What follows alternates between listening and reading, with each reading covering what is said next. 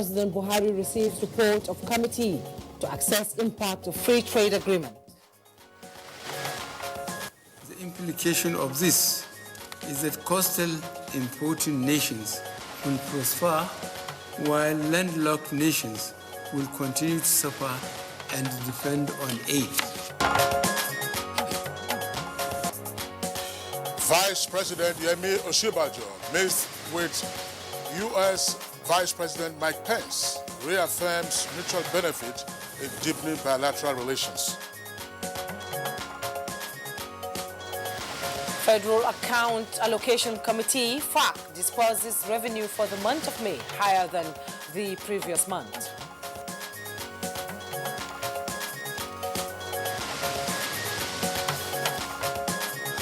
On Good Morning Nigeria today, we shall discuss checkmating suicide in Nigeria. Suicide is alarmingly becoming the causes of death in many societies, including Nigeria. That's right, Jumai. Now, worldwide, the report by the WHO, that's the World Health Organization, indicates that every year, some 800,000 persons reportedly take their own lives for one reason or the other. And the number, unfortunately, is growing. So, whichever way we take a look at it, suicide is a tragedy that causes tremendous pain, especially to those left behind. Kingsley, reports have it that there has been an exponential number of suicide cases globally.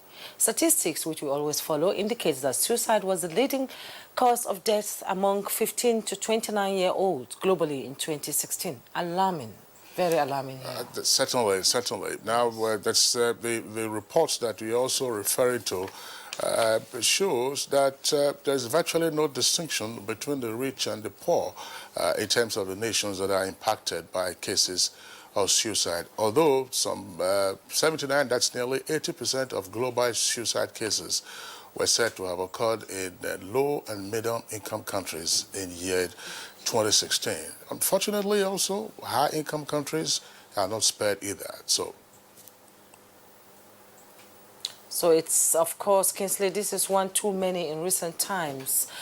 Like in the last months, more than 10 suicide cases have been reported in different parts of the country, many of them young people. We have seen a number of suicide cases involving students on campuses, Jumai. You heard what happened at the University of Nigeria, Nsukka, a 400-level student, took his own life. He had attempted it twice by making a combination of petrol and kerosene. He survived, but this time he now took a pesticide, which has now been, of course, now has some regulation concerning its sale. There was also a 300-level medical student at the Niger Delta University who was said to be among some 22 other candidates who were being asked to withdraw from the medical program in the university on account of their poor academic performance. Well, he jumped into the river in Amasoma, and unfortunately, he drowned. There was also the story of a young lady, that's probably about 18 or 19. This was University of Benin on account of a soured love relationship. She took her own life. And of course, we heard what happened in Maiduguri. Yes. That's right. That's the. And in Zaria, she said she was depressed by her parents' behavior towards her. And it's a trend that is becoming very alarming and disturbing. Absolutely. Yes. 3 years ago or thereabout, we had actually focused on this when there were a number of cases of persons, who went to the Third Mainland Bridge, which is the longest bridge on the African continent, by the way, and then just jumped into the lagoon. And then elsewhere in the country, there were also reported cases of suicide. So again, suicide is generating a lot of conversation in the country, and that's why we are returning to it on the program this morning. So on that note, we'd like to welcome you to Good Morning Nigeria. My name is Kingsley Osadolo. And I am Juma Yusuf. Thanks for joining us. Good Morning Nigeria is always there with all the complimentary segments like we have them: newspaper review, business, sports, foreign, and entertainment news. This morning news is by Lydia. Welcome, Lydia. Thanks for joining us. Jumbai, good morning. Kingsley, good morning. And good morning, Nigeria. Here is the morning news. President Muhammadu Buhari says for the African Continental Free Trade Area Agreement to succeed, Africa must have a manufacturing agenda that not only promotes production and job opportunities, but also guarantees free movement of made-in-Africa goods. He was speaking while receiving the report of the Presidential Technical Committee set up to assess the impact and readiness for the Africa Continental Free Trade Agreement assessment. Africa, therefore, needs not only a trade policy, but also a continental manufacturing agenda. Our vision for intra-African trade is for the free movement of made-in-Africa goods. That is, goods and services made locally with dominant African content in terms of raw materials and value addition. If we allow unbridled imports to continue, it will dominate our trade. The implication of this is that coastal importing nations will prosper while landlocked nations will continue to suffer and depend on aid. The Revenue Mobilization, Allocation and Fiscal Commission has been tasked to not only expand the nation's revenue sources and block its leakages, but also ensure that the three arms and tiers of government are treated fairly and justly. President Muhammadu Buhari threw the challenge while swearing in the new chairman and commissioners of the critical organization for Nigeria's economy. I therefore use this medium to call on the National Assembly to enact relevant and enabling laws that shall guarantee the Commission the legal ability to ensure that defaulters of revenue laws are appropriately sanctioned. I set a target for our country to lift 100 million Nigerians out of poverty in 10 years. This commitment is to further challenge the Revenue Mobilization, Allocation and Fiscal Commission to rise to its constitutional responsibilities and mandate. In another development, President Muhammadu Buhari has reacted to the failed coup attempt in Ethiopia. In a statement released in his capacity as chairman of ECOWAS Authority of Heads of State and Government, and on behalf of the regional organization, the president has strongly condemned the botched coup in Amhara region and the tragic events in the capital of the Federal Democratic Republic of Ethiopia, which occurred on Saturday, 22nd June 2019. He expressed deep sympathy and condolences to the families of the victims of the coup attempt and to the people and government of the Federal Democratic Republic of Ethiopia. President Buhari also reaffirms the imperative for the adherence to relevant African Union instruments, principally the Constitutive Act of the African Union and the Lomé Declaration on the Unconstitutional Change of Government, adding that the ECOWAS is committed to the ideals of the African Union on democracy, elections, and good governance adopted at the 8th Ordinary Session of the Assembly of Heads of State and Government in Addis Ababa, Ethiopia, in 2007. He therefore urged all concerned to exercise maximum restraint and avoid any action that could undermine the peace, unity, and stability of Ethiopia. Nigeria's Vice President Yemi Osinbajo and his American counterpart Mike Pence held discussions yesterday in the White House, with both leaders affirming the mutual benefit inherent in a deeper bilateral relationship between both countries.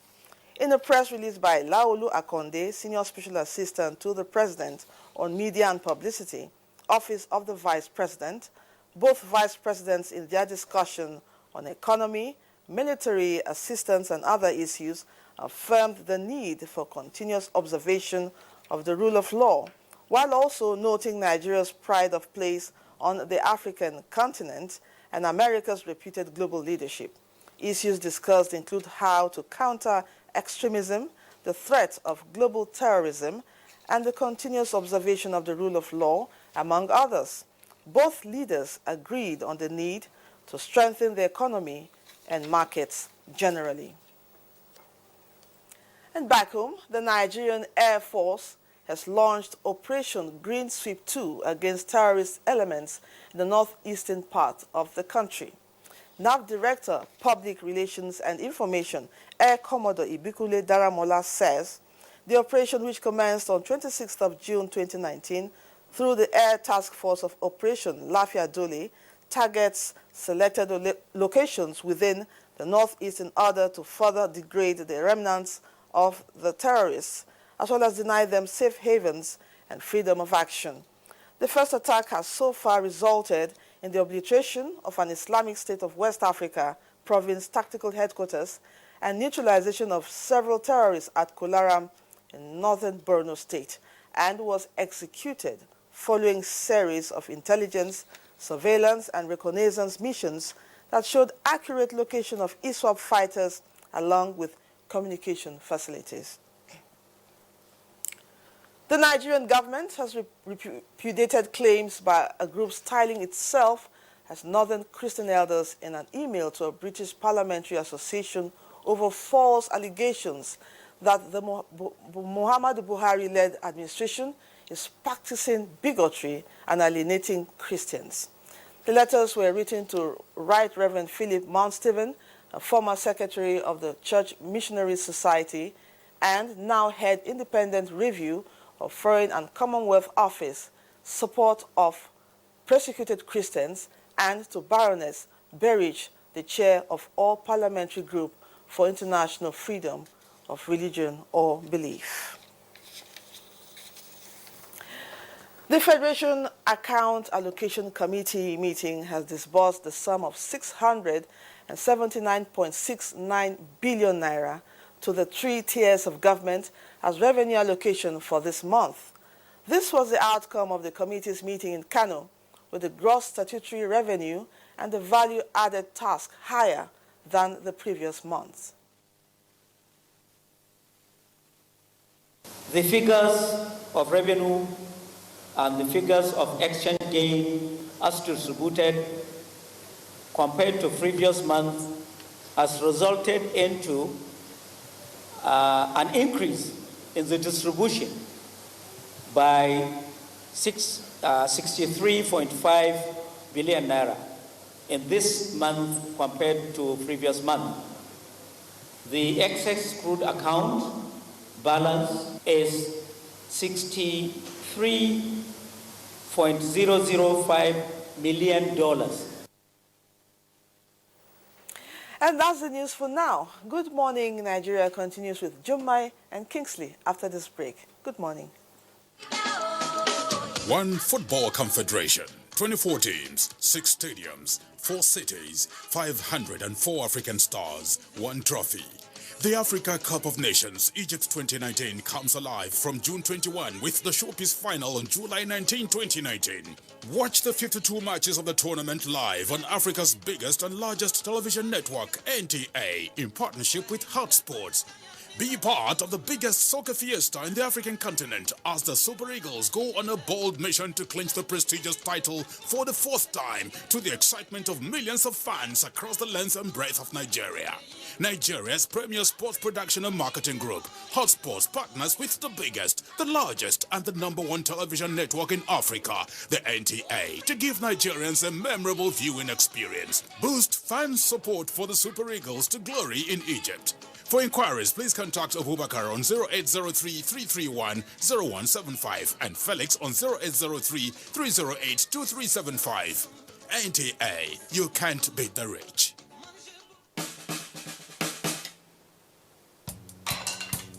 Son, being good at something requires strength.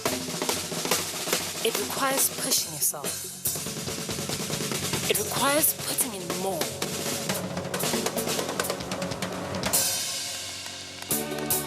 That's why the new improved Bornvita is packed with vitality and a great taste. NTA Television College Jos announces admissions into 2-year diploma programs in film and television production, television engineering, and broadcast journalism. The sale of forms will commence on the 13th of May and run through 30th July 2019. Admission forms can be obtained from all marketing offices, NTA state capital stations, zonal centers, or at the office of the academic secretary, NTA Television College, Rayfield, Jos. On payment of a non-refundable fee of 7,500 naira in bank draft in favor of NTA TV College. Applicants can also obtain the forms through the NTA TV College portal at www.ntatvc.edu.nj. Applicants are required to possess 5 credits in GCE or SSCE in relevant areas of study in not more than 2 sittings, including English and mathematics. All properly completed forms attached with photocopies of credentials must be submitted on or before 30th July 2019. For further inquiries, please visit our website at ntatvc.com or call 0803 3144 383. NTA TV College, training you to be the best you want to be. Registrar, Announcer. Our country is filled with people with different skills, talents, and passion to succeed. And like the game football, we all have a position to play. Some save the day. They put themselves on the line for the others. They are the goalkeepers. Some are in charge of protection. They keep the line safe from attackers. They are the defenders. The midfielders are the ones who bring us together. They also show support and point other players in the right direction. And the strikers, they are the goal-getters. They break barriers and steal the show. As a team, we are unstoppable. For this country to succeed, we must play as Nigeria united.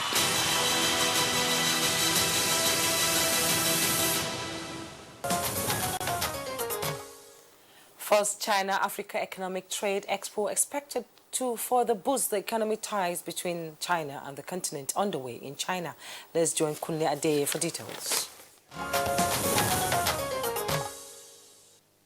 10,000 guests and traders and people from 53 African countries, including Nigeria, are participating in the event. Chinese President Xi Jinping hopes that the Trade Expo will further strengthen and open new points of growth for collaboration and promote China-Africa economic and trade cooperation to a new level. And in Nigeria, the federal government is spending $1.5 billion on the construction of Lagos-Ibadan Road project. This translates to $4.0 per kilometer of the 386-kilometer road. Permanent Secretary, Ministry of Transportation, Sabiu Zakari, says due diligence was followed in the award of the contract. In another development, an economist, Chijioke Okechukwu, says the plan by the federal government to recapitalize Nigeria's bank is a move in the right direction, which will enable Nigerians to have more access to funds. It is actually going to bring foreign direct investment into the country, because a lot of people who want to invest in the banks will bring in their monies from outside the country into the country again to invest in these banks. And so when that happens, there will be a ripple effect of that, and there will be stimulation again of the economy by funds being in the system. And so if that is done and done well, I don't think it's going to reduce investor confidence in the system. With Business News, I'm Kunle Adeye. Thank you very much, Kunle Adeye, there for the business package. Next for us, we'll take a look at the papers we have this morning.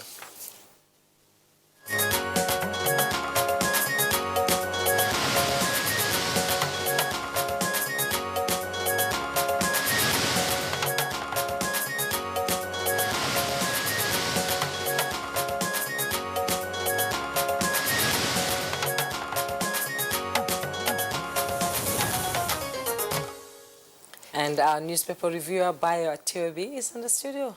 Welcome. Thank you. Good morning. Good morning. Good morning, Kingsley. Right, good morning, Nigeria. Yeah, good to see you. It's we go through the papers. We have only 2 papers in for us to take a look at. Daily Trust, below the nameplate, federal government, states and local governments share 679.6 billion naira for May. Block leakages expand revenue source RMFAC, that's Revenue Mobilization Allocation and Fiscal Commission, told. Concerns over runway incursions as NCAA issues weather alert. That's page 16. Lead story says panel recommends signing of African Free Trade Pact. We can't afford to rush. That's according to President Buhari, one of the writers. Second one, MAN and AFDB speak. And you have the illustrations there on the front page indicating as of May 2019, the countries on the African continent which were yet to sign the agreement, plus, of course, what the benefits would be and what the dangers also are with regards to the African Free Trade Pact. Below the infographic there, we have the three headlines. Borno IDPs protest food shortages and seek home return. That's page 4. Tribunal dismisses Buhari and INEC's application to strike out PDM's petition. That's page 13.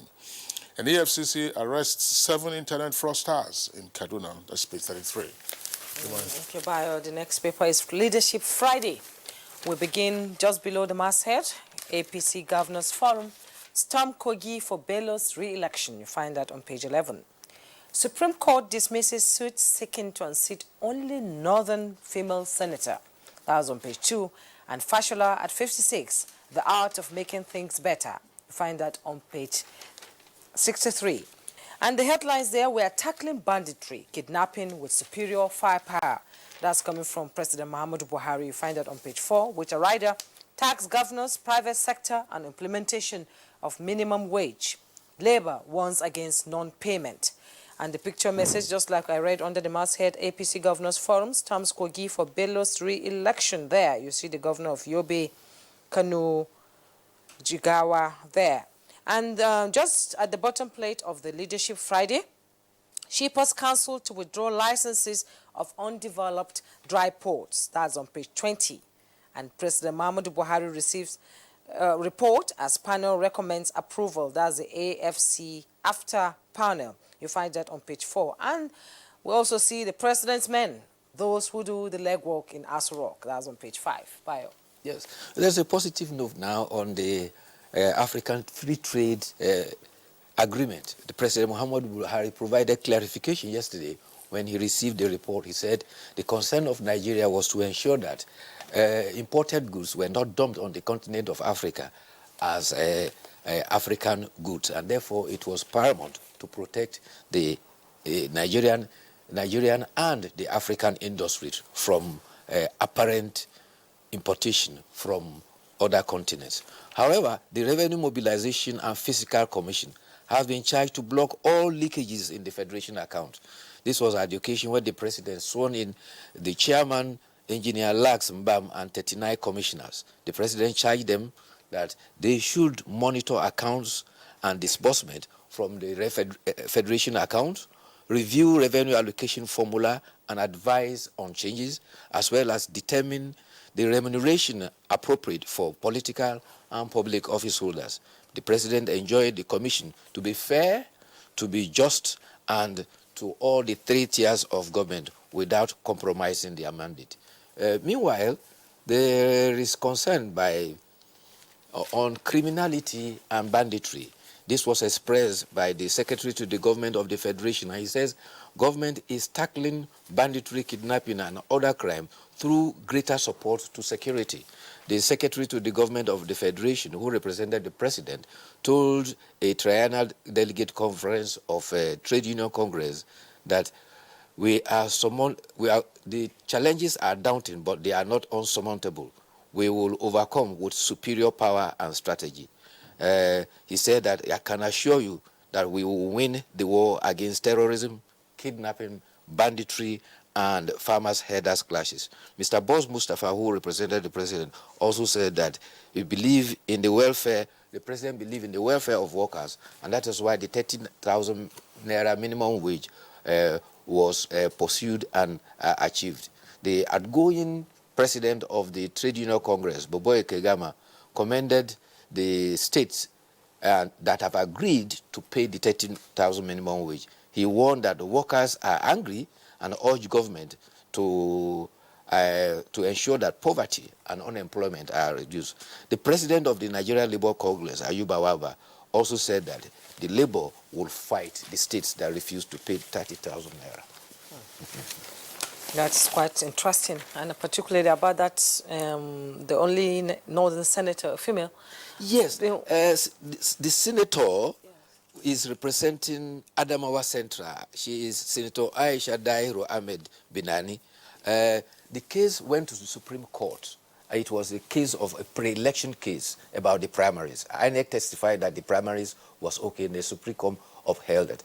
If she had not been upheld, she's the only senator from the 19 northern states. So apparently 1/57, which is less than 2% affirmative action. Yes. But she succeeded, so at least we have one senator of the country. But it's a big challenge. You will recall that that was one of the recommendations of the EU mission, that women representation is suffering a tremendous setback. Yes, especially this dispensation now. And I think that women will have to fight to get what they really want. Wish you success in fighting. Kingsley, you're usually quiet. I've finished the stories I'm reading. Okay, there's this interesting story in leadership. I don't know how you missed it. A man has been arrested by the police for allegedly planning his own kidnap. The man traveled from Nasarawa. He said he was going on business to Kano, and he was abducted. His brother went to the police station and said he was heading for business in Gusau, Zamfara State, and he was arrested. Eventually, they demanded 10 million naira, and later on came down to 1 million naira. The police traced them, and when they went to deliver the ransom, they found his friend. His friend was the one who came to receive it. And he said the man was a businessman. His business has gone under, and he wanted members of his family to extort that from members of his family to make ends meet. But leadership has pointed out there are 8 such instances that has happened in the last 1.5 years. And so persons who are claiming kidnap are using it as a means of quick getting money. And can I quickly go through one of them? Yeah. There is a cleric who said he was coming for a crusade and he was arrested, and his church congregation contributed 50 million for his rescue. The congregation found out it was a ruse. Governor Ambody suspended the ballet for faking his own kidnap. And if you also recall, there is also a kidnap story of a man, a 21-year-old man, who was arrested in Delta. He believed his uncle had money, so he went into his hiding and said he had been kidnapped. They were demanding 4 million. The police traced him for his phone and arrested him. Similarly, there was also a kidnap attempt in Ekiti. This one, the man was poor, and he now planned and demanded money again from his congregation. His wife said he advised him against it, but he went ahead. He was so stupid that he himself went to collect the ransom, and the police arrested him. Well, that's fine. Those are incidents. The next thing is to prosecute those persons diligently and then make them taste the bitter side of the law. That's the very important. Otherwise, there will be no deterrence. You'll find persons, copycats, who will be getting onto the bandwagon to behave in like manner. Yes. So something has to be done about this. If you recall, some states in the Federation have even passed laws prescribing 10 years imprisonment for kidnapping. The Senate, September 2017, passed a bill outlawing abduction, wrongful restraint, and confinement for ransom. There is death sentence for engaging in it, and 30 years imprisonment for anybody who colluded with it. But you recall, 96 persons were arrested for kidnapping along Kaduna-Abuja Expressway. Right. 37 bandits were arrested in Sokoto. 56 were reported in Adamawa. So was Gombe and Kebbi. How many of these have been taken to court and tried? People must see the consequences of this action as a means of restraining this crime. People are, the paper is saying that people see kidnapping as an easier way to get quick money. So there must be a disincentive. People must be seen to be arrested, tried, and jailed for it. But those cases you mentioned, they're probably taking the authorities some time to investigate. Well, investigation is part of it, but also to draft the charges and then take them to court accordingly. It's also possible that they have been taken to court and there are no reports. You know, because if judicial reporting is so lax, then you won't find the stories. Sad. A sad trend, actually. Now let's go to the editorial. It's coming from the Daily Trust newspaper, Nigeria at AFCON 2019. What's our take on it? Well, Nigeria is doing well. After playing 2 matches, we've already qualified. The third match is a mere formality. But then Nigerian players are encouraged at the Super Eagles to go all the whole hog and win all their 3 matches to top the group with 9 points. But however, they are drawing attention that AFCON, which is the 32nd edition going on now, has improved with team participation increasing from 16 to 24. The editorial is lamenting about the poor preparation of Nigerian teams before all tournaments. While the Super Eagles are doing well, they observe that they were only able to play warm-up matches with Zimbabwe and Senegal. And currently, they are challenging that the chairman of the Nigeria Football Federation, Pinnick, has set a target for Gennett Rohr to win the AFCON championship for Nigeria. Nigeria is second best on the continent, third best in the continent of Africa. Egypt have won it 7 times, Cameroon 5 times, Nigeria 3 times. I think Ghana too has won it about 4 times. Yes. And so we will be able to equal Ghana's 4 times if we are able to win this 4th edition. But the challenge has been poor management of our championship. You recall that just only last week, Falcons in France were protesting non-payment of their allowances in their hotel room. And you recall that the SY Minister of Youth and Sports said that they have found out that there is a strategic plan. When there is tournament, the NFF plan for the players to fail, so that when they don't qualify, all the revenue that is budgeted for the allowances throughout, when the tournament ends in the first round, is not refunded to the coffers. And his strategy he said he was going to use was to make sure that they would take the account number of players and the allowances will be paid directly to the accounts. Apparently that was not implemented, and the girls are still complaining about their allowances. The Super Eagles should be credit their account instead of paying them over the table. You know, when you are not paid for something you're doing, and you sort of get, you know, dejected, you feel as if you're not being valued as a person. So it becomes it demoralizes you as a player. It becomes a disincentive. Exactly. The allowances become a disincentive, and we should not allow that affect the morale of the players. Okay, Bayo, thank you for being around. We hope you enjoy your weekend. Thank you. And let's see you next week. All right, so that does it for us for our newspaper review. We'll take a short break now. When we return, we'll get ahead with our item for discussion.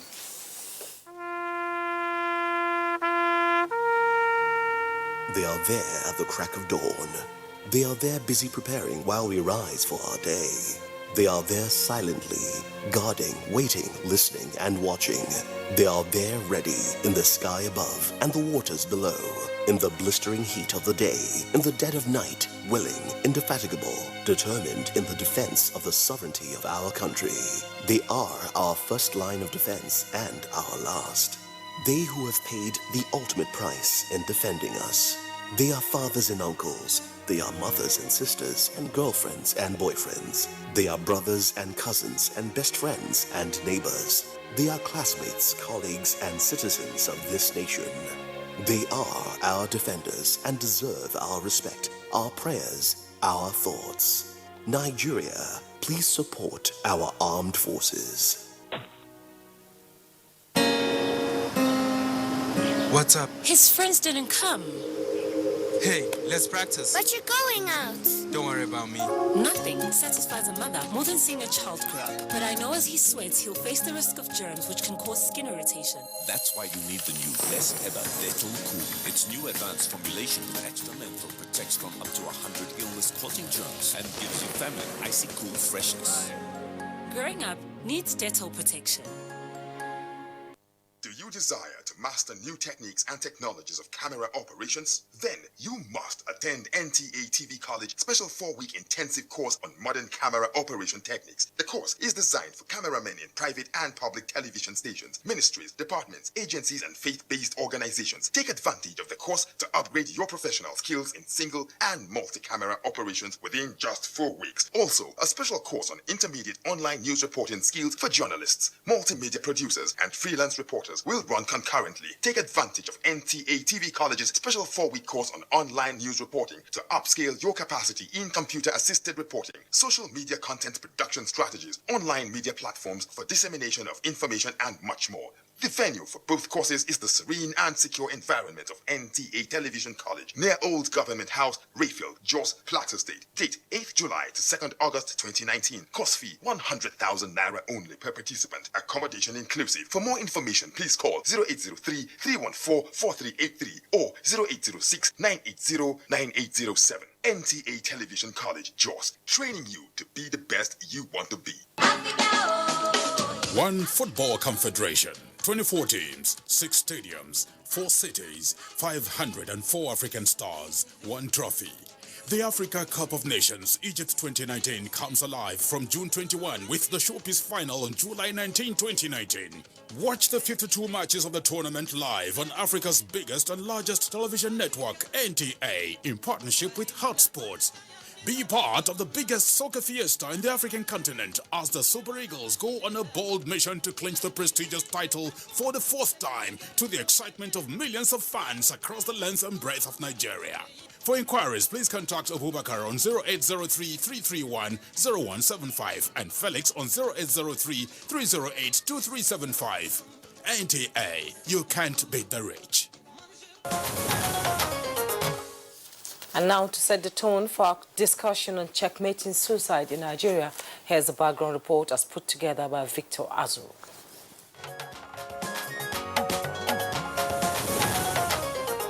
Segun is a 22-year-old Nigerian.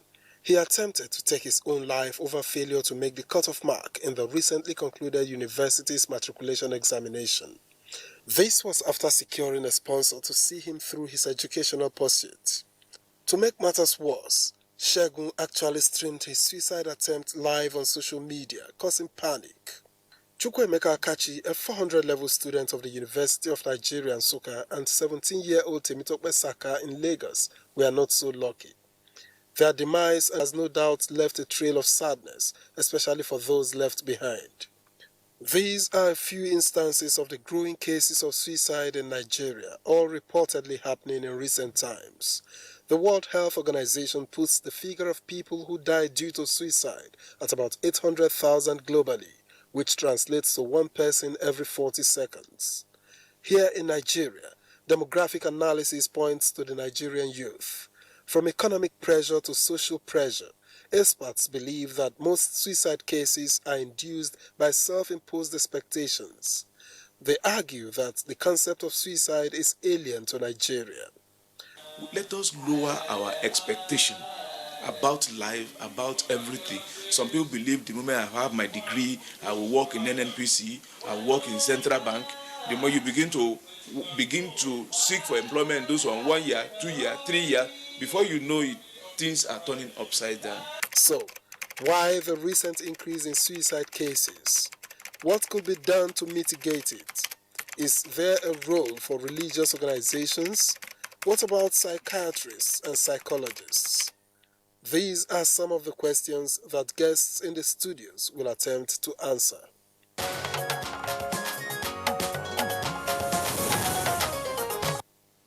All right, Victor Azul, thank you very much there for that background. We are expecting a psychiatrist to join us in the course of this conversation from our Lagos Network Center.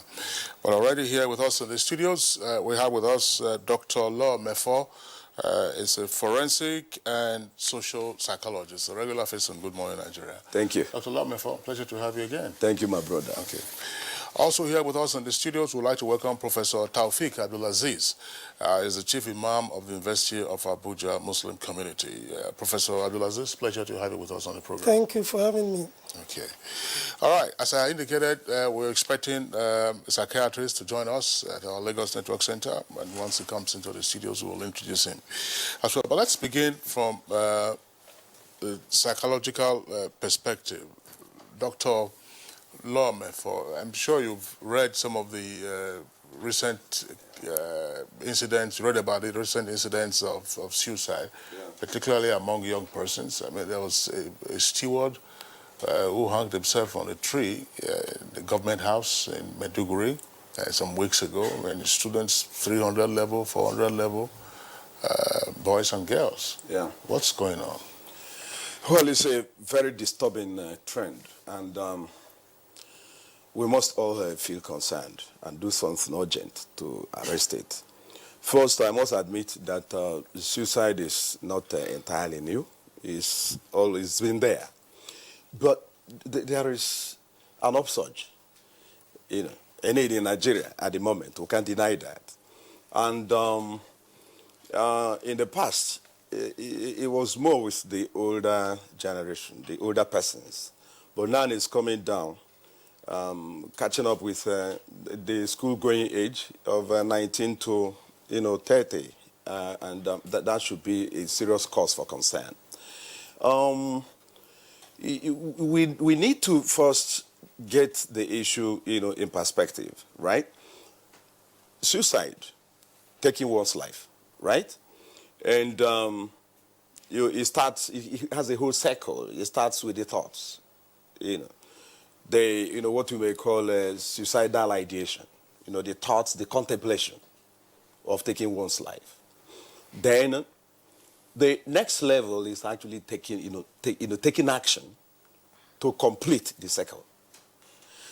Many people, it will surprise you, the number of people that actually think of suicide. Do you understand that? The statistics is staggering. But not up to 10% of them attempt and then complete the process, because you can attempt and not complete. Now, if you want to look at why one would be thinking of that, it comes from 3 levels. One is you. People say pressure, poverty, money. No, these are mediating factors. It's how you respond to those things that is actually the causative factor. If it's poverty, then most of us would have died, right? Not you. Do you understand that? So it's how we respond to such situation. That is where the problem is. Now, you also have the problem of, the man that spoke identified one important point. The way we evaluate our fortunes and misfortunes. Unrealistic standards. When you begin to look at your life from another person's perspective, we are not all wired the same way. Some are early bloomers, some are late bloomers, some may arrive a lot earlier than others. In fact, the way we start life is not at the same point. We have our internal makeups, our psychological makeups, intelligence, the way we were built, our temperaments, right? And capacity. Capacity. And more importantly, the environment itself. We are born mostly potentialities. It is the environment that will bring that out. We are not all exposed to the same environment. Family background, for example. Your parents may not be as well-to-do as your friends' parents. And, that can lead to the two of you attending different schools. One may attend private, one may attend public schools. They are all schools, but the capacity of those schools are not differing. What that means is that, what that means is that the preparedness of each and every one of us to confront life and really live it will not be the same, using her word again, capacity. Capacity is not, all inborn. Up to 50% of that, perhaps more, would have to come from the environment itself. So we need to understand where we are coming from and then know how far we can go. There are some psychological makeups that will never allow you to do certain things. For example, if you are not good in sciences, mathematics, physics, why must you insist on being an engineer? Do you understand what I'm saying? So why don't you identify the areas where you have inherent comparative advantage and focus on that? Because the more you try to become what you are not and what you may probably never become, the more frustrating life would become. These are some of the issues. And those of us who are caregivers, significant others, parents, even churches, I don't know much about Islam, but the kind of preaching you hear in the church puts on undue pressure on the individual. Poverty is not your portion. Look, let me tell you, wealth is not the only measure of success. Absolutely. Wealth in itself is not even an end.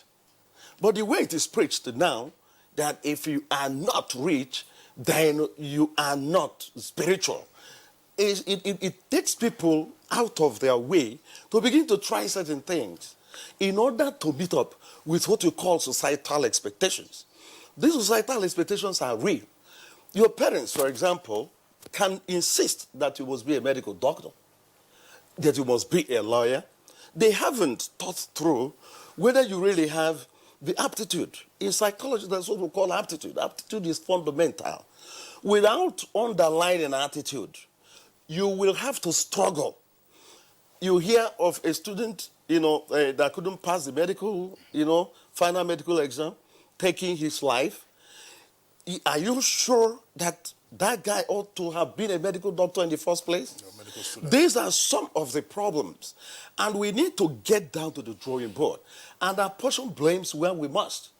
Parents must must take back a bit of this pressure they bring upon their children, upon their words. Olodo, right? Unprintable names. You call you put your child on the spot without actually finding out what exactly is going on. And some of these things are bottled up by the child and not having any other person to run to. Don't forget that the family you see there is the sanctuary, is the last line of defense for the individual. So if the family becomes a problem to the child, then there is a big problem and suicide becomes an option, whether you like it or not, because they have no other place to go to. And when they come home, they don't meet the succor. They don't have a shoulder to lean on. They can't even complain about what is going on in school. Some students ought to change their courses, but their parents may not agree. I don't know if you saw what I'm saying. Yes. Mm-hmm. And it becomes inevitable only when the individual drops out of school, right? Completely. Do you know some students drop out of school even without their parents knowing? Yes. And you still believe that they're in the university, they are not, for no fault of theirs, essentially coming from the background they are coming from, because we haven't done our job properly. I mentioned the individual, he has to take responsibility. He has to evaluate his capacity, the environment, and know the way to go. I am not advocating that the individual will have to take the easy way out, but you have to go for where you have maximum potentiality. That is what life is. You don't have to be a medical doctor, a lawyer to become successful or happy. In fact, there are emerging fields now that are far more exotic, paying far more in ICT, in all spheres of life. We need to broaden our horizon. That's the point I'm trying to make. Exactly. All right, Law Mefo, thank you very much. Let's bring in Professor Taufik Abdulaziz. Professor Abdulaziz, considering the frequency of reports of suicide cases, what will be your response in evaluating what's playing out in the Nigerian society? Thank you very much. I will say that it is a reaction, not response. Response is positive. is evaluative. It's an attempt to assess the situation, understand yourself, understand your situation, and take positive action. But reaction is violent response. It's a reaction to systemic failure. It's a reaction to leadership failure. Leadership failure in many respects. The first and the fundamental is parenting. The parents do not know their children. The parents have misplaced value. Parents do not know anything about life, and they can't know. Parents use their children to compete with one another. Parents place unrealistic values before their children. Parents do not show any example. Parents are absent. Parents are outside there pursuing life, running a rat race, and then living unrealistic lives, and then coming back home to place unrealistic expectations, goals, and expected outcomes before children that did not prepare for failure. If you notice, this suicide does not affect the downtrodden. It doesn't affect the uneducated people. It doesn't affect the poor, because they are suffering from another kind of systemic failure.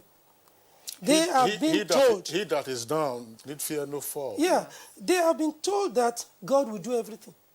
And whatever you suffer, it is God that has ordained your suffering. So they accept their fate. So they don't contemplate suicide.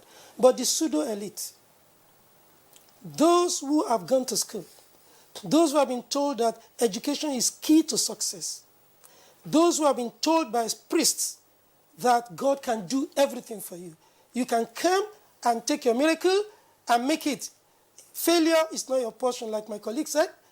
Those who have said, who have preached prosperity, who have told them that once you go to school, you get education. Once you get education, you get a good job. Once you get a good job, you get a good life. Those who have been deceived into all this, these are the people that cause all the problem. However, which leadership failed woefully? Religious leadership. If you're talking about the polity, you're talking about politics, you're talking about economy, you're talking about poverty, all the operators of this, lie behind imams on Friday, go before pastors on Sundays. What do they preach? What do we, religious leaders, preach to people? Do we not encourage them to run rat race so that we get our cut from it? What do they preach to politicians? When they fight for political appointment, when they try to make people get appointment, when they mobilize, when they lobby, is it not because they are going to get percentage of the income? Are they not sending politicians on errand of looting and corruption? So religious leaders should be blamed for corruption. If corruption is the cause of all this trouble, religious leaders should be blamed for that corruption. If we blame the traditional rulers, we blame the students, the parents. Do these parents not go to mosques and churches? What do they go there to hear of? What is the focus of their struggle? They struggle in order to make it so that the priest will gain from it. So the priest also pray for them so that they will become more prosperous, so that they will gain from them. When we fight over political appointment, is it for good? When we say Muslim must be there, Christian must be there, there is Islamization, there is Fulanization, is it for good? The kidnappers, are they not being prayed for by priests? I'm talking from experience. My brothers have been kidnapped 3 times. And those who kidnapped them pray along with them. They were Muslims like the kidnapped victims. And one of them had the guts, the temerity to tell his victim that they have a malam that was praying for them. All the criminals have priests behind them. So In what way can we blame any other person apart from the priests? So, education has collapsed because it puts two negative thinkings in our heads. Entitlement mentality. Once I have a certificate, I'm entitled to a share of the national wealth. Slave mentality. Whatever comes from them is correct. That is why we are not interrogating democracy. That is the major cause of our problem. We are not interrogating education schooling without education. The system. There is no way we can deploy education. We can't teach anybody anything because everybody comes to get a piece of paper as an evidence that I'm entitled to a share of the wealth. But in all this, what are the religious leaders teaching us? Are we telling the people to take care of the homes? Because anybody that goes out there to commit suicide comes from a home. And once you get frustrated, once you fail to achieve a particular aim, then you can commit suicide. Basically, what we fail to look at is the effect of drugs in all this. Drug addiction is a manifestation of systemic failure and leadership failure. The drug dealers, the peddlers, the courier, the taker are all in a negative, satanic economic chain. And the chain is not complete without the taker. And everybody that benefits from it goes back to thank God for prosperity. And nobody tells anybody that this is wrong. The blame against goes back to the religious leaders. Our children are taking drugs, but we don't know, and we don't care. And we can't care because we don't have the time. We are also running helter-skelter to make it. Some of the parents also take drugs. Some of the drugs that the children take are remnants of what the parents take. The other thing is the relationship between drug and cultism. Some of the children that are into cults are taken after their parents. Religious organizations are also like cults. They are run like cults. So frustration, everything you can think of is just a manifestation of systemic failure and leadership failure. And the ultimate people that failed are the religious leaders. Thank you, Professor Taufeeq Abdulaziz. You've really raised some pertinent questions. We'll be joining our Lagos guest now, who is Dr. Tony Sambe. He's a psychiatrist from Yaba Psychiatric Hospital. We'll be getting back to him after we take this break. We'll be right back. Our country is filled with people with different skills, talents, and passion to succeed.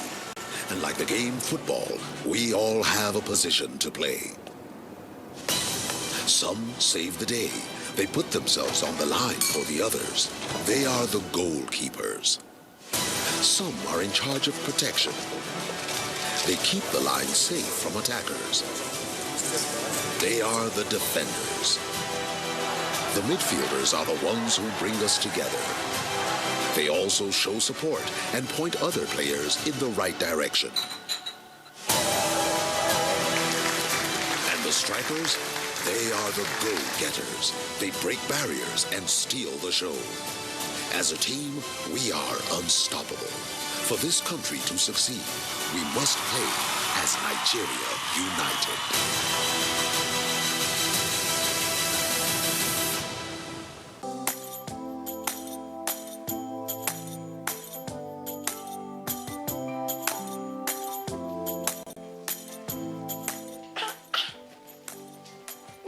You people sell imported materials here. As beautiful as the shop is. Auntie, buying foreign goods does not help our economy. Neither does it boost local production. And the good thing is Nigerian-made products are high quality. Really? And to make Nigeria great again, that is why I only sell made in Nigeria products. Because change begins with me. convinced. Change begins with me too.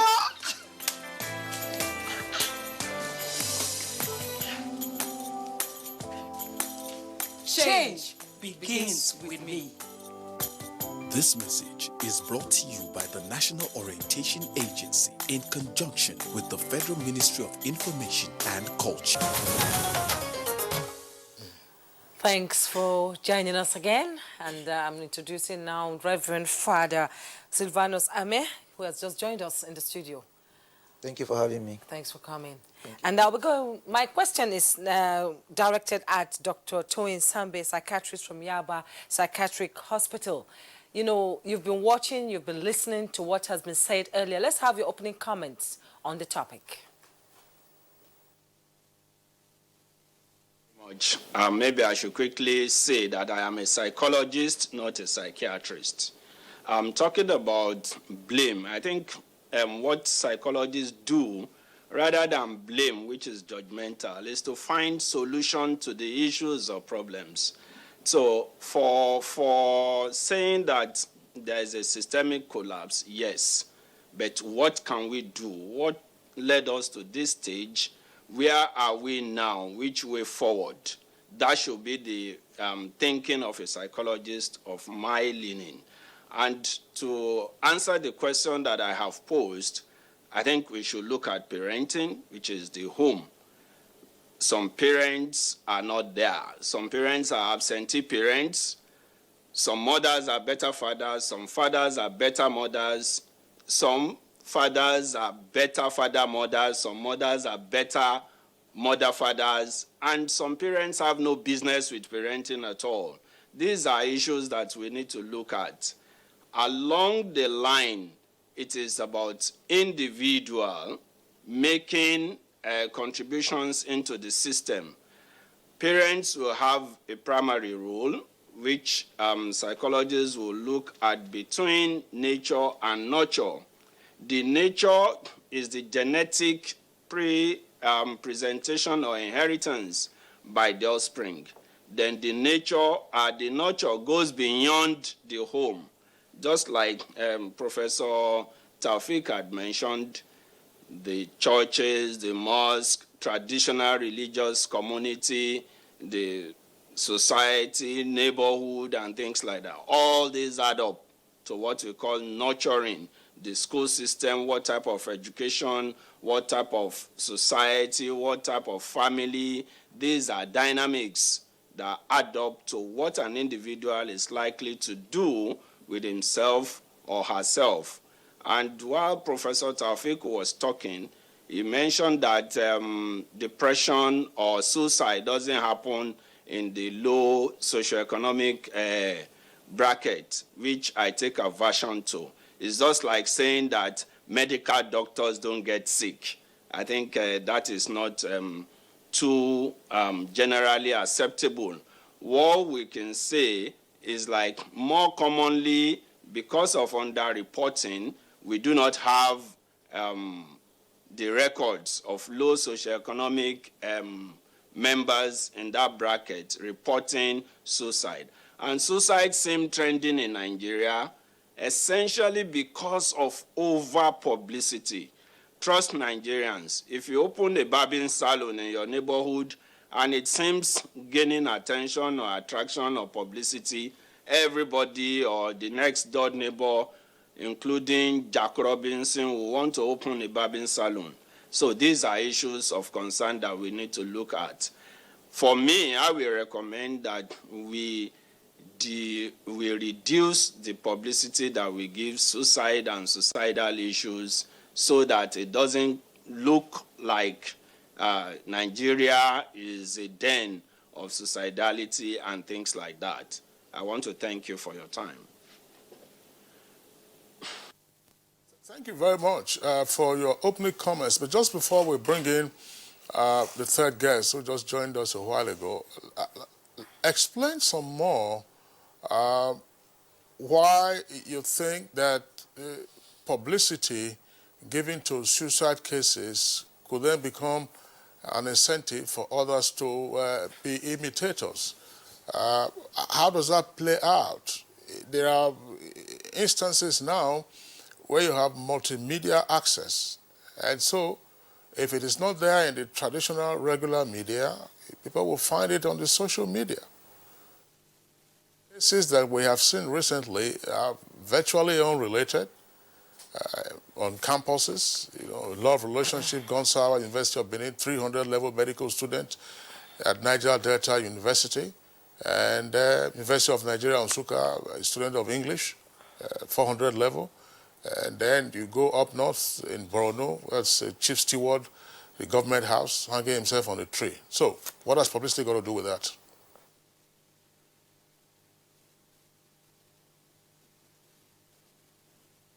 Hosting the Nigeria 99 World Cup, we should just stop the publicity given the Oji the man-eater. And lo and behold, as soon as that was taken to, the rest is history. I think we hosted the Nigeria 99 World Cup. So this is my take. Once you do not flame negative things or things in any manner, people will tend not to buy into it. It's just like we should be talking on how do we reduce suicide, suicidality, suicidal ideations, and that is essentially what the Nigerian Psychological Association is doing by coming up with Nigerian Psychological Association Bill so that there will be regulation, so that the activity and services of psychologists will be available, so that Nigerians will have free access and pride to say, I want to go and see my psychologist.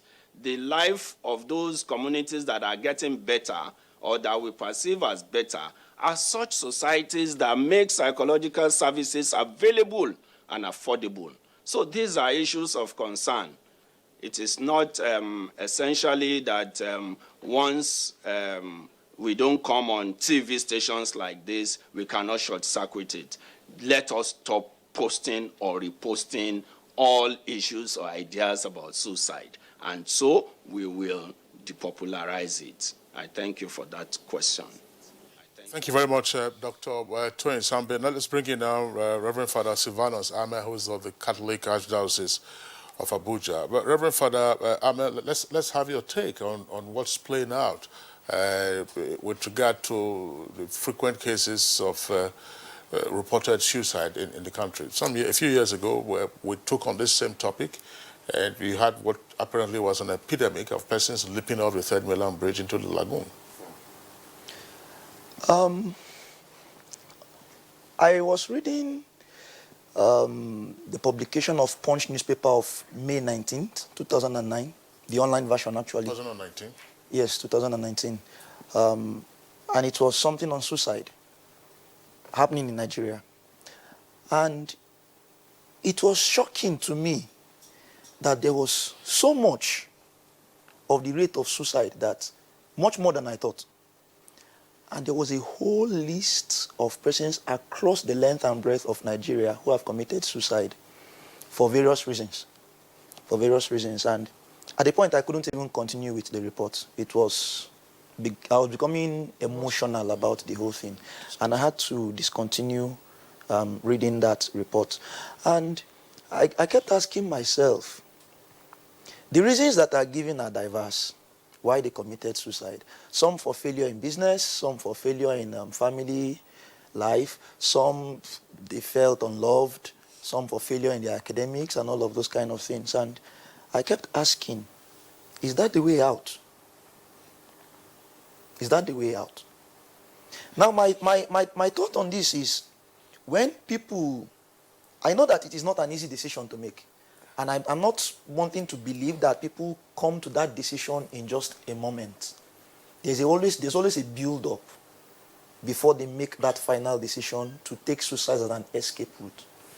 And what this shows is that there is an expression of lack of faith and lack of hope. Faith in God, who is able to do all things for us, and hope in a better, brighter future. And people think that by taking the option of suicide, they escape all of their problems.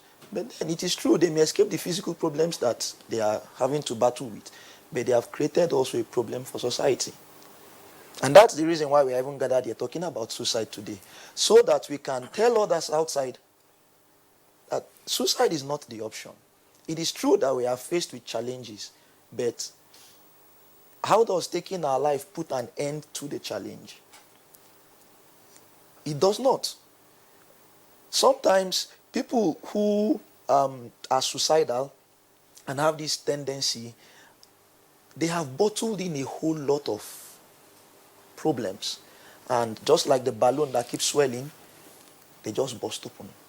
But if you go to check, most likely they've not been able to talk to somebody. They've not opened up to anybody. And they just keep swelling and swelling and swelling until they can't take it anymore. And societal factors have also not helped us. For example, you say you want to see a psychologist, people begin to look at you like, are you okay? You must have some mental problems to see a psychologist, but that's not actually the case. The pressures of society also is not helping us. The professor was talking about the contributing factor of society, putting pressure on people, wanting to be like others. And when eventually it is not playing out as you hope, you think that you are a failure. But that's really not the case. All of us have been created differently. We have different missions on this earth. We have different destinies. So we must be ready and willing and make ourselves capable of dealing with the situations that we find ourselves in.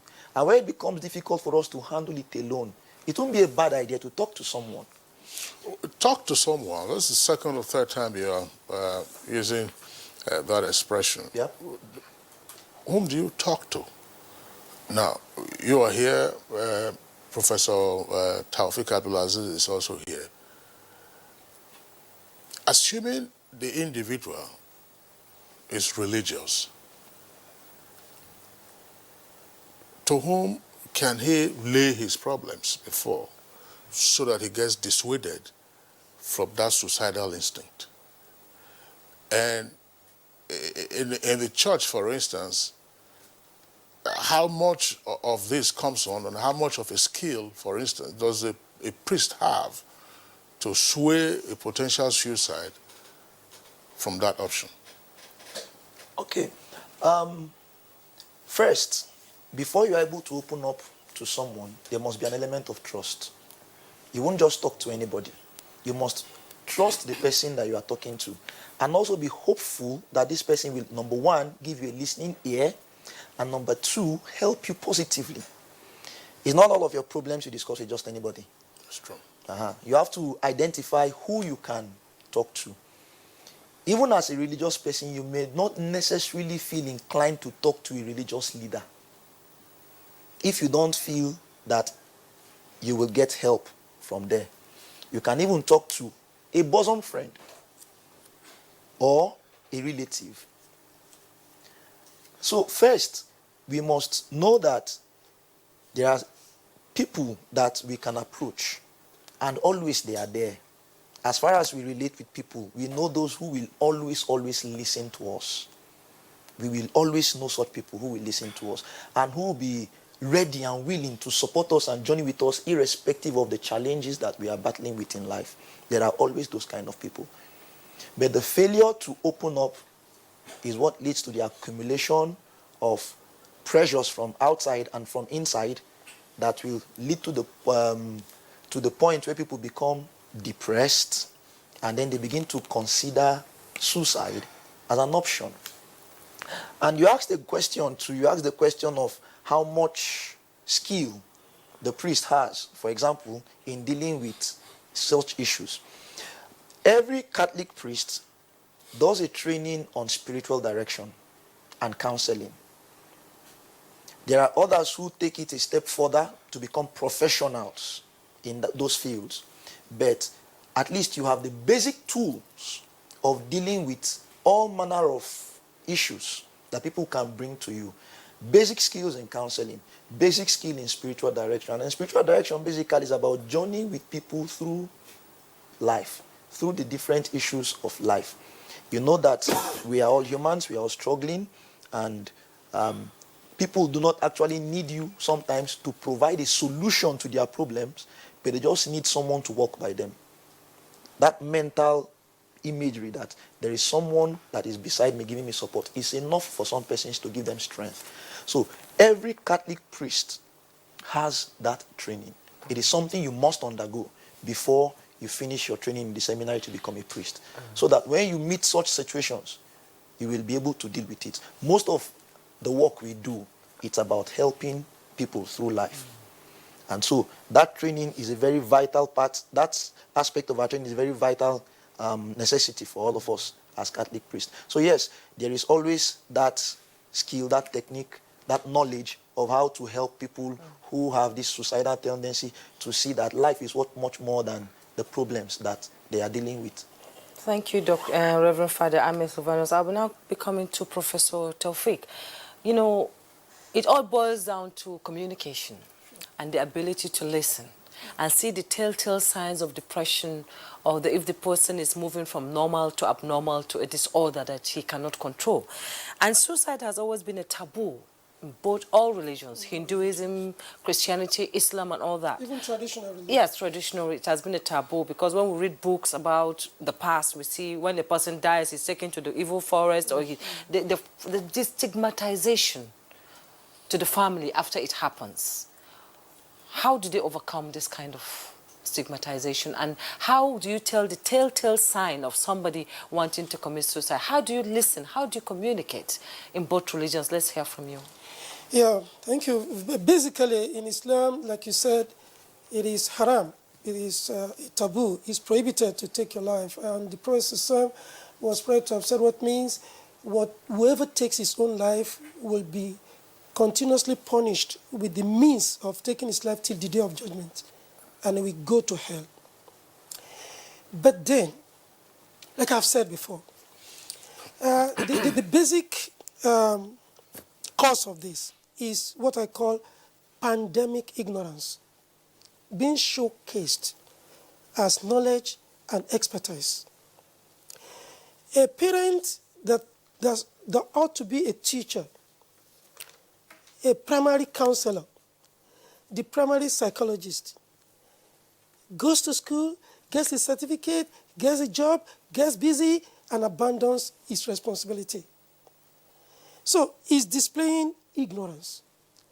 So he does not know when his child becomes an addict. He does not know when the child develops certain problems. He does not know when the child begins to contemplate suicide. He is not available. The wife is not available. The father is not available. The mother is not available. There are no peer groups. When we were growing up, we did not discriminate. Every child is a child of the community. The community is absent. There is no connection. There is contact. We could be together, husband and wife sitting on a sofa and communicating with different people 100 miles away. Social media madness. You know, we are parading ignorance as knowledge. So this is the first way to solve this problem. We will not avoid stigmatization because we are not approaching the problem correctly. So it must start from the parents. Again, this failure, we go back to the religious leaders who pose as experts, specialists. They know everything because they know God. God can do everything. To the extent that when power is taken away, we ask God to restore power instead of asking man. When power is restored, we say, thank God. We have become so religious. We fill everywhere with religiosity, no space for God. So in the homes, they reduce everything to prayer. Let us pray. And when the problems come frontally, they go to the priest, the ignorant priest, the mischievous priest, the 419 priest, to report an incident that they ought to have discovered, that they ought to have sat down to investigate, to interrogate, to apportion blames appropriately, to blame themselves for causing this, especially for being absent, for being ignorant. They take it to a commercial priest, somebody who is waiting for you to bring your problem and is going to survive based on your problem. There's no way you can solve that problem because solving that problem means cutting off the means of income. So a commercial religion is the basic problem we have in this country. And unless we address that, we continue to wallow in this trouble. They themselves, the priests, will start the stigmatization. Say, hey, this family doesn't have faith. That is why they are suffering like that. That is why God is punishing them with this. We have to find a way of restructuring our education so that it stops being colonial, so that it stops giving us unnecessary hope, so that the education becomes functional. If education becomes functional, somebody will not sit down and say his only work is to minister to the spiritual needs of the people. And that I pay you to worship God, and you collect my money to worship the same God, it doesn't add up. So the stigmatization starts from home, starts from the environment, and once a man of God, a so-called man of God, pronounces anything, it becomes the absolute truth. We call it gospel truth because it's coming from a man of God. So once we continue to doggishly, slavishly, and uninterrogatively follow religious people, especially commercial priests, we're not likely to get out of this trouble. But we can't get out of this. We can't solve this problem unless we have functional education. This education we have today does not allow anybody to function in society. For example, I'm a professor of English. None of my children will read English. Why? Because without government employment, you can't function with English. What does English make you to become? Learning English does not make you a specialist. It does not put anything in your brain. You can't work with it. Who says? I say. But there are graduates of English who work in the media. Yes. Yes. That is an employment. You can't do anything on your own as a graduate of English. What can you do on your own? You can. It's not a profession. No, hang on a second. Hang on a second. You can provide editorial services. You can write speeches for people. Do all kinds of things. Be a book editor. At what point? Not at the point of you graduation. When you have to grown. have additional training. Yes. Here is a professional training. You are not going to provide editorial services as a fresh graduate. But as a graduate of agriculture, you can start farming. As a graduate of computer science, you can start an ICT outfit. As a graduate of veterinary medicine, you can open a clinic. All things being equal. All the things being equal. Yeah, all things being equal. Other things being equal.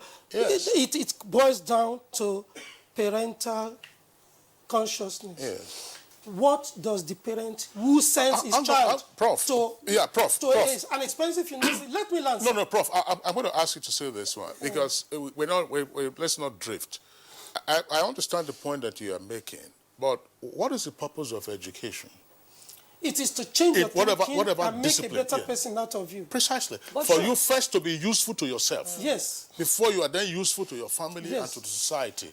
And because it is not functional, it has failed. That is why every graduate runs from pillar to post for 3, 4, 5 years looking for a job. If the education has not failed, any graduate at all can start doing things on his own. But there are people who are doing that already. How many? Maybe you are not How many? aware. I'm aware. Yes. I have a son who read industrial chemistry and is into interior decoration, is into computer, is into so many things. He's multi-talented. Did you choose the study for him? I didn't. Or he went on his own? He went on his own, and he never bothered anybody about looking for a job. His elder brother is a teacher, and he's also looking for another job. I laugh at him anytime. I told him, I'm not going to use any connection to get a job. Look at your brother. Look at me. I'm a professor of English. I'm a farmer. I have a fish farm. I have other So things. you speak English to your fish or something? Because this English does not fetch me anything. What you're trying to say is diversification is key. Diversification. Professor Abdulaziz. Education should make you a functional person. Professor Abdulaziz, let's pause you in the meantime. And we'll return to you because part of what you are describing has to do with the social milieu that may be a predisposing factor to suicide. Let's bring in again Dr. Law Mefo. Dr. Law Mefo, I mean, we've talked about the social factors that could conduce to this. There is the psychological, but there is also the psychiatric perspective. But earlier, when you started out, you did say that this is a cycle, that the number of persons can't contemplate suicidal thoughts. Yeah. And you know that for all those who are watching now, the most private thing that you can ever entertain is a thought. It's the most private thing. So then the attempt, then the completion. So how do we, first of all, interrupt this cycle in the first instance? The thoughts that would not arise in the first place, and then even the attempt. We are all under pressure. Very important. We shouldn't shy away from that reality. And let me say something about media education on suicide. You know, in response, to what before I now address your question quickly. Yes. You see, I understand where, the psychiatrist was coming from. It's a psychologist. He's a psychologist, right? Oh, that's like nice. yourself, So, yes. so he was talking about copycat, behaviors. Yes, that people can, in a kind of bandwagon effect. He doesn't want it to become a fad, a vogue, and people begin to key into it. However, public education is key. And he also comes to answer your question, how do we break the cycle? Public education is key.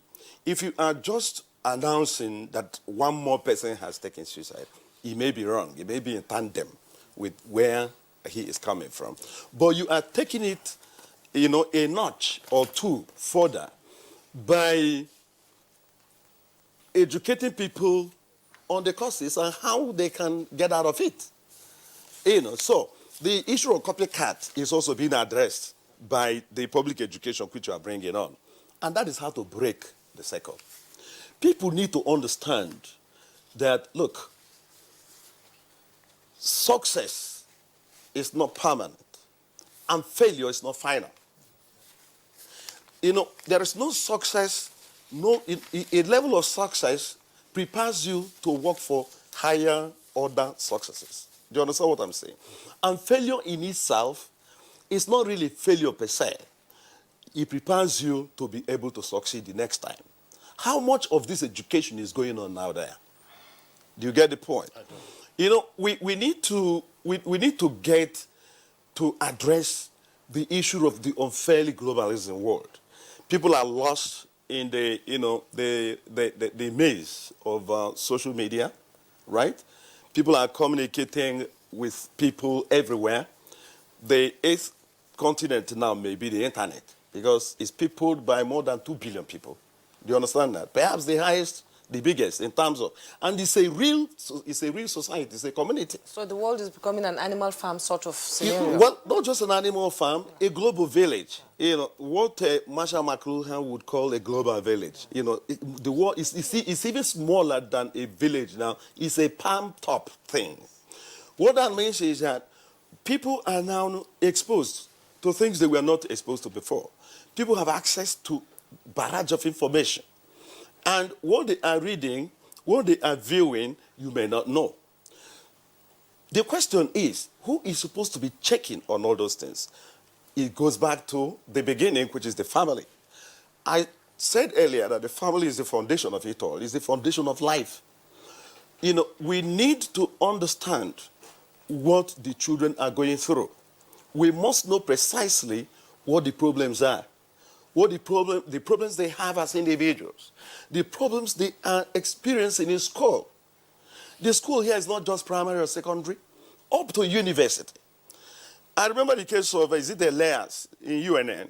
You know, the mother complained of the young man not being able to graduate because he couldn't go through with his project, right?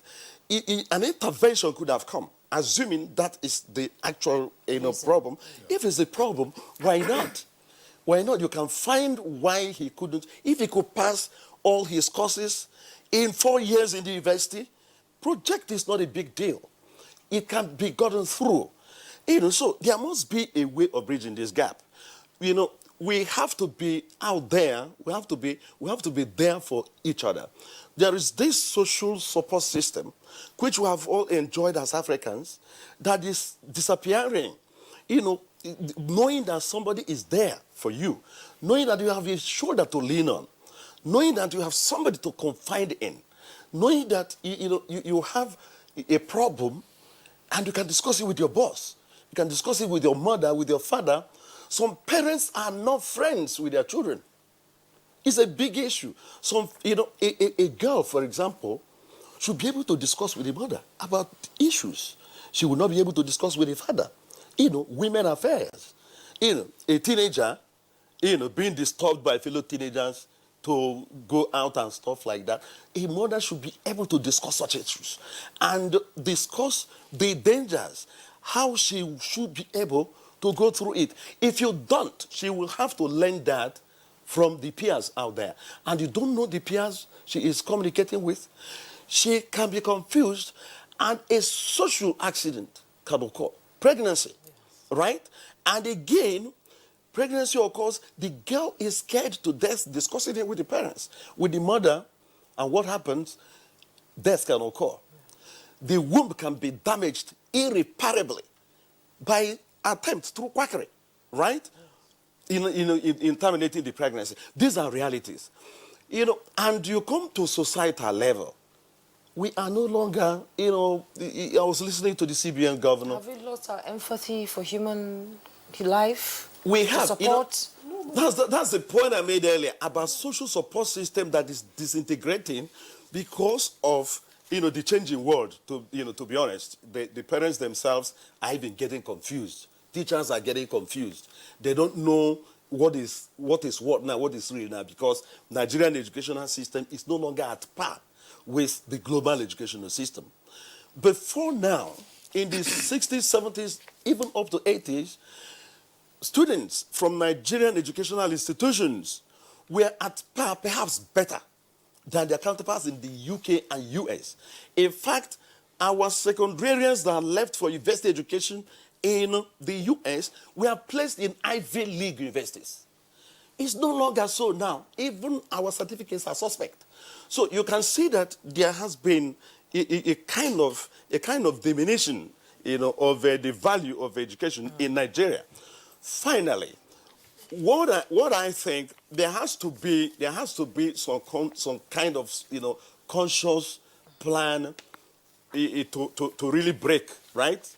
To answer your question finally, to break, we have to get the youths to begin to talk to themselves, right? There is what is called mentoring in higher education. Mentoring is not the same thing as teaching. Mentoring is taking interest in the life and growth of another person. It's not there anymore. We must formally and officially introduce it in our academic system. In the universities, the students that committed suicide, it's obvious they don't have mentors. They have nobody they are talking to in the system there. And their parents are not there also for them. People should be able to know that something is happening. Somebody that used to be boisterous, lively, is all of a sudden withdrawing, avoiding social interactions. Somebody that used to be quiet, taciturn, all of a sudden is boisterous. It's also a red flag. You need to understand the issue of drugs. Drugs. When somebody who has never taken alcohol before, all of a sudden is hitting the bottles, something is wrong somewhere. Somebody who is trying, there are suicidal tendencies. You see some people zoom past you on these Abuja roads, 160, 180. I wonder where they're So going. do you understand that? That is suicidal. Any problem will result in death. There is no accident. There are some accidents you see in Abuja here. You'll be wondering what really happened. I saw 3 accidents Do you this understand morning that? coming Good. here. So that's the point I'm making. All those drastic changes in behavior, the drastic changes in behavior, those around must find out. Do you know people fall sick in their houses and nobody finds out? Do you know that people even die in their houses? It takes days for people to find out. Do you know that we don't know who our neighbors are? Yes. My brother, let me tell you something. Even if this is the last my thing. sister, you are looking at my sister. Call her my sister. My sister? Yes. Listen, whoever is listening to me, please, if you don't have 3 to 6 persons that will be there for you through thick and thin, you have a problem. Exactly. Say it again. If you don't have minimum of 2, perhaps maximum of 6, if you can make it more better, who will be there for you through thick and thin, you have a problem. Wow. And mentally at the same time. I'll tell you how. Yes. We are talking about having a shoulder to lean on, somebody to talk to, somebody to share with, right? We are social beings. We are social animals. No man is an island. We live in communities. And, that is the essence of division of labor. Walt Adam Smith, the classical economist, would say that the butcher does not, he is not there for you, for the love of you. He is there because of his consideration for his own stomach. He knows you will come and bring money. He will give you meat. He will use that money to buy Gary. That is how life is built. So if you isolate yourself, so much so that, you are stranded, you don't have anybody to run to. Do you understand that? We need, all of us, each and every one of, even billionaires need bailouts. Yes. Do you understand psychological bailout? Yes, and it's not bailout here, doesn't have to be money. No, that's why I said psychological. Sure, we all need bailouts. We need to share ideas. Nobody knows it all. But that's why some persons would argue that people, Nigerians, as it were, will become very religious. We are running to places of worship, and Professor Taufik Abdulaziz says, unfortunately, you have commercial religion these days, and the person you are coming to knows that you are a client and that they will tap from you. Let's return to our Lagos Network Center and bring in again Dr. Tony Sambe, to join in the conversation. You've listened, to what the other guests have said. I'm just wondering, just before we get into the area of, say, professional psychological help, and why Nigerians are not patronizing psychologists or shrinks, as they used to call them in those days. Tell us something about our values, for instance, a measure of success. One thing that has not been mentioned, I'm sure we have all noticed it, all in the rat race for people to make money, you find young persons getting into gambling these days. Everybody they are betting online, offline. Their life away. Everybody's just betting, just chasing money. Yahoo boys, Yahoo boys and Yahoo girls. Everybody chasing money. And how do you measure success in the first instance? It looks like, if you don't have money, you are dead without money, as had the Chase Road in those days. But that necessarily isn't the case. So, give us your own perspective on the misplacement of values in the first instance, and secondly, why professional help isn't readily coming from psychologists on account of low patronage. The issue about the systemic degradation is what we now find and see, or the Yoruba had classified as Oladoyinbo, Kosomodoyinbo, Depokomasoebidoyinbo. In other words, thinking or having done these things, putting on ties, suits, or whatever, does not make you any better English person. And because we have a wrong orientation about life, sometimes we have an escape route of thinking that that is the foreign orientation that we have been exposed to. Yoruba people will say, if you are picking on vices, 1 or 2, you will definitely hurt yourself with 1. Having said all of this, there is need for us to look at it that for you to drive on any road anywhere in the world, you need a driver's license. For you to get married formally, you need a marriage license. But have we sat back to ask ourselves, who is giving parenting license? Who is orientating parents? And that is what led to my thinking that, I think some parents have no business with parenting. However, they will get into childbirth, and the accidental parenting life will have to continue. And that is why there are social institutions to assist in moderating or rehabilitating. But we are way, way, way backwards. Now getting to psychological services. Most Nigerians, they tend to think that there are no many psychologists in town. Yes, when you consider it to the population. However, there are psychologists in Nigeria, in private practice, in hospital setting, in the universities and various higher institutions. Don't let us forget that the national policy on education indicated that there should be counselors across all the levels of education in Nigeria, from primary to university. However, I want to say that more often than not, you find scratchy of these activities only in the university setting. We have forgotten that once the foundation is crooked, what else can you build on that? Whatever superstructure or whatever investment you have made on such crooked foundation, it's just a matter of time. It will crash, and that is what we are seeing.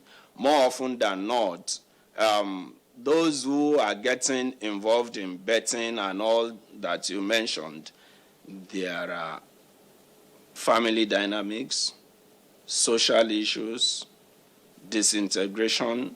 It is not about broken homes. I think we should get that right. It is not about polygamy. We should get that right. Most people who are successful today, who are leaders or captains of industries today, at least by African setting, they more often than not, they are products of polygamy. So what is the hell that we are pointing accusing fingers to about polygamy? Whilst we were growing up, we should remember that there will always be somebody that was trustworthy, that will be at home to receive us as we come back from school. What do we have now? Dogs welcoming children, drivers taking over the care of effective parenting, drivers that you will not even pay as at when due. And why won't that one take over to take a pound of flesh? The house help that you will give only remnants of the meal that you have had instead of a wholesome meal. If he or she has an opportunity to lash back at the children or to disorientate them, how can you stop that? These are the dynamics that we need to look at. However, I should want to appeal that Nigerians explore the possibility, which is realistic, of using professionals and the priests of whatever religious leaning should try as much as possible to be honest with themselves and God and the God of their victims or clients to create a boundary. Even professionals, they create boundaries. Even at university levels, professors in the same department knows their boundaries. What am I talking about here is the capacity for referral services. Spirituality, from a psychologist's point of view, is different from religiosity. Most Nigerians are just religious. They are not spiritual. Take, for example, when you are doing business and you now want to say, God does not like what, don't bring God here. This is business. Can we classify such people as really thinking God-like when God is a rational being, when God is a fair dealer? So these are issues. We need to understand our boundaries and move our clients. Like I used to tell some of my junior colleagues, that referring to anybody outside of you for the client still adds back to you, because your client will be getting value. And value was what led the client to you in the first instance. So don't want to be one-stop shop, a know-all of a therapist. That will not do you any good. Sooner than later, the client will see that this person is cosmeticing, and it doesn't make sense. And like I used to appeal to clients and say, hey, at any time that you feel that you are not getting what you desire from me, you have a right to tell me, as much as if I feel that I'm not moving as fast as I should with you in this therapeutic relationship, I will tell you and I can refer you. So either of us can cut the relationship, but we should let us know that this is what had happened. So professionally, a psychologist is not about maybe underperformance. It's not about broken down hearts or inability of an individual to deliver. Those who are even doing well, they can be assisted to do better. And the core focus of psychology as a discipline is not essentially only therapeutic situation. Preventive and social, or what we call psychoeducation, is an essential ingredient. Prevention anywhere in the world is still better and more preferred than cure. So these are the dynamics that we are losing sight of, which we need to key into. And for us to checkmate almost immediately suicide in Nigeria, I still stand by the publicizing cases, not reporting. I'm not saying that it should not be reported at appropriate institutional level so that we can have data. But giving unwholesome publicity, you and I can decide that I will not further spread suicidal information or suicidal issues, albeit unnecessarily. So this is my thinking. Psychologists are available. Psychologists and psychological bill was passed by the last National Assembly, awaiting the assent. I don't know whether it has been assented by President Buhari. But if we really mean that Nigerians should have capacity to perform, there is need for psychological services from primary school to solve social problems, to solve personal problems. These children, some of them will feel that some of their friends are having better access to money than them, which we need to reorientate the child to understand that the sources of income or socioeconomic status of parents differ and vary, and probably invite the parents of the children who are coming to flaunt all this luxury in the school so that they can reduce such and thus reduce temptation. Let me let you know that anybody who feels inferior, what we call inferiority complex, is having a psychological problem. Anybody who is feeling superior to another person, classifying another person as okeresi number me, is having psychological problems. The ideal or healthy psychological thinking is, you are okay, I am okay. So a psychologist will not sign on to a paper of Obajebi Owosi. Chop off the Owosi and see that you will now see that, that left hand has value, and it is indeed very valuable. So this. All right, Dr. Obasanjo, thank you very much. We have a torrent of tweets from our viewers who would like to contribute to, and indeed have contributed to this conversation. We'll take those tweets now, and then we'll take a short break, and if we still have enough time, we'll get a closing thoughts from our guests. Ogochukwu tweets: people should learn how to open up whenever they have issues and burdens. Thinking about it all the time leads to depression, and depression likely leads to suicide. Yes, and Daily Jack Solomon tweets, let government at all levels, corporate organizations and individuals provide the enabling environment for economic growth, create job opportunities, ensure security, social amenities, healthcare services, lower the cost of living, and see suicide tendencies disappear in Nigeria. Musa Hadeja tweets, some suicide cases are related to drug abuse, while others are caused by frustration from parents and organizations, which therefore leads to increase in suicide cases. And Ibrahim Tadu tweets, there are so many causes of suicide. It all depends on how one responds to them. It happens in developed and underdeveloped countries. It is the responsibility of parents, leaders, and religious institutions. We must change our ways now. Sani Michael Amakoje, it's sad that some persons now see suicide as an alternative to frustration. However, while condemning the act that suicide in strong terms, we must investigate the root causes such as unemployment, low standard of living, and other social issues. Government should provide jobs and make life better. And that's Jumai Tabak. Yes, Jumai Tabak. Yes, my namesake. The gullible die in their folly. Our society is so corrupt and totally morally decadent.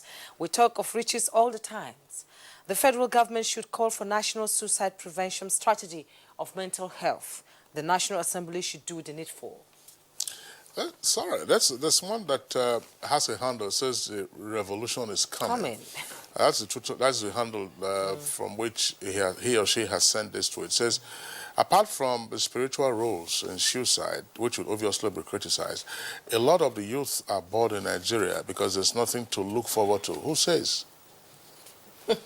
And Omogbala Babs tweets, a critical look at suicidal cases has a link to drug addiction, and addiction itself is a corollary of systematic decay and failure of leadership, lack of parental care, as well as moral decadence, which is now at the apogee.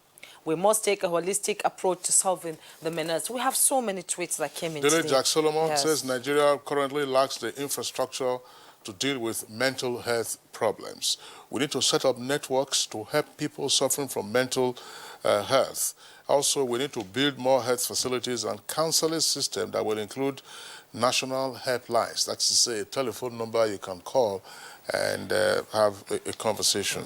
There are others. This is from Chris Simeon, that we have Ibirogba Adewale. Let's take this one from Ibirogba Adewale. It says, Professor Taufik and the doctor in the studio have said it all, because since I left NYSC now, getting job is another threat to my heart.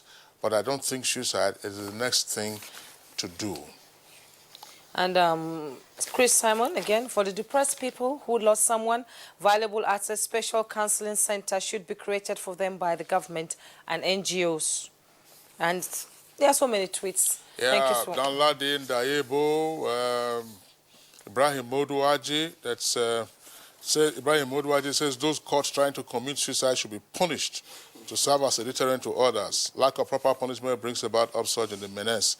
No reason for one to take his own life. Absolutely. But the truth is that in law, a person who commits suicide is beyond justice. But attempted suicide is an offense. All right, so those are the tweets that we can accommodate. In the meantime, we'd like to thank you for sending in your tweets, and also to our guests who've been with us. Unfortunately, we're going to have to go over to our sports desk to take some comprehensive package. So we'll leave it at this, and then hope that, of course, the comprehensive issues that our guests have raised this morning will form matter for subsequent conversations, as well as how to, in tandem with our title for discussion this morning, Checkmate Suicide in Nigeria. On that note, we'd like to thank all our guests. Professor Taufik Abdulaziz is a professor of English, also a fish farmer. He speaks English to his fish. And is also the chief imam of the University of Abuja Muslim Community. Professor Abdulaziz, thank you very much for being with us. Welcome. Deep thanks also to Lord Mefor. Dr. Lord Mefor, of course, is a forensic and social psychologist, a regular guest on Good Morning Nigeria. Thank you. Thank you for being around. Thank you. Deep thanks to Reverend Father Silvanus Ame of the Catholic Archdiocese of Abuja. Thank you for being around. From Lagos, we're joined by Dr. Toyin Sambe, a psychologist, who joined us from our Lagos Network Center. Dr. Sambe, thank you for being on our program. You didn't tell us, though, what it would cost for a session to be with a psychologist and how that cost might be taken care of. this thing. So, all right. So, at some point, of course, we'll see how all of that will go, so that somebody doesn't find an alternative to say, look, why go to a professional psychologist if I can deal with this on my own? Self-medication is a major challenge we also face. Let's go further to our sports desk.